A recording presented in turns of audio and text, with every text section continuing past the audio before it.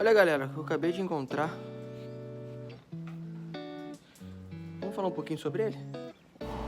Então, galerinha, esse daí é um besouro do gênero Veturius, uma espécie que depende de madeira morta e durante toda a sua vida, tanto larval quanto adulta.